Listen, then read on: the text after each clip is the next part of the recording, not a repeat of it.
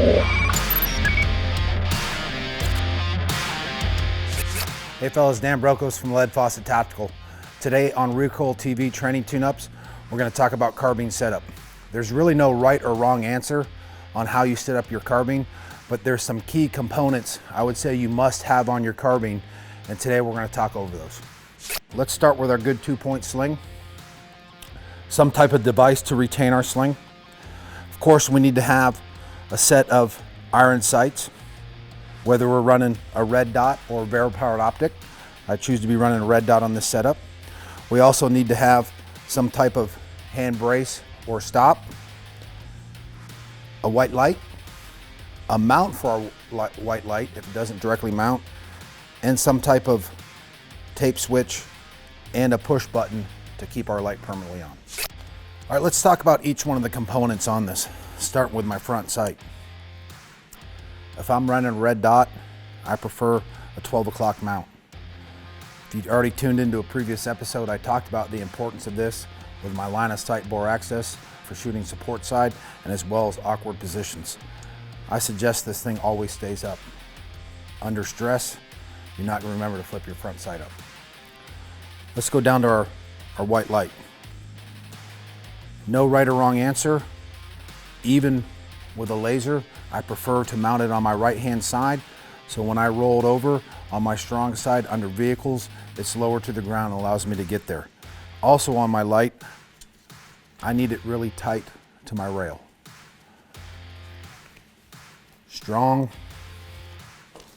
support. I can come over my light and hit my tape switch for my light right here. It's nice and tight to the rail. If it's way out here, I'm not going to be able to grip this thing both strong and support side. On your white light, you need to have a switch that allows it for a constant on. If you're ever down into a contingency of one-arm gunfight and all I have is a white light, I can't sit there and hold my tape switch. I have to have the ability to switch it on, get into a one-hand position, get up there and switch it back off. I'm also running the tape switch on this light, and I prefer at 12 o'clock. Again, you got to think ambidextrous, and it's right there where my hand should be in my shooting position, so I can actuate my white light strong, my white light support.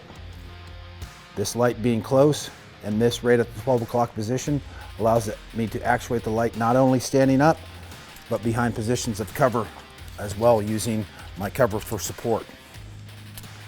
We'll go right on into my hand brace or hand stop. These aren't designed to be shot like this. We know the 80s and 90s are over, but these are great tools for posting up just like this on a piece of cover. Good support between the weapon and the piece of cover.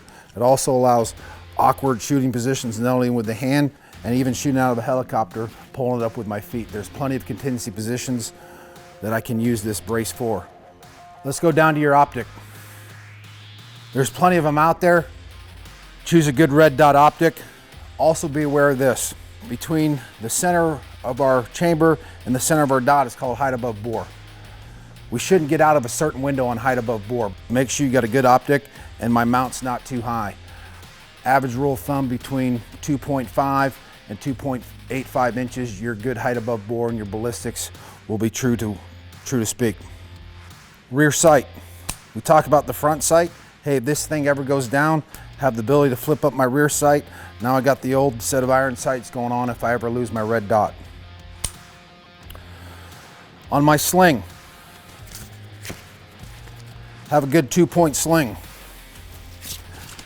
Thing I like about 2-point slings, I can have the ability to cinch it nice and tight. If I need to put hands on somebody, throw it over my back, cinch it down. Dragging a casualty, climbing something, it's always nice to have a good 2-point sling. On that with my sling, I always run. There's a lot of devices out there that retain slings. This is just a simple piece of bungee. If ever in a vehicle, I can roll this sling on up or store it if I need to be. Nice and tight, cinch on it. I get no excess slack hanging off if I need this for vehicle operations.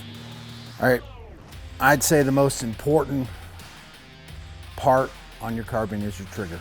Whether it's flat face like this or curved, there's a lot of non-traditional styles of triggers coming out there.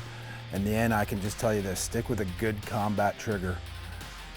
Single, two-stage, I can't tell you, I prefer two-stage, but they're not super light. 4.5, 6 pounds, that's a good combat trigger, good duty trigger, and that's what I should say. Stick with a good duty trigger. Anything too light will cause a malfunction, springs are breaking, and I need to pick a little bit of slack. People make mistakes. Don't go with anything too light.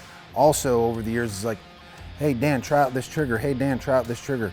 That's a learning curve. Learn your trigger. That's the most important part. Every time you're switching out triggers, you're starting the learning curve over. Try out various triggers, see what works for you, but it's a very important piece of your weapon. Hey fellas, this is my setup.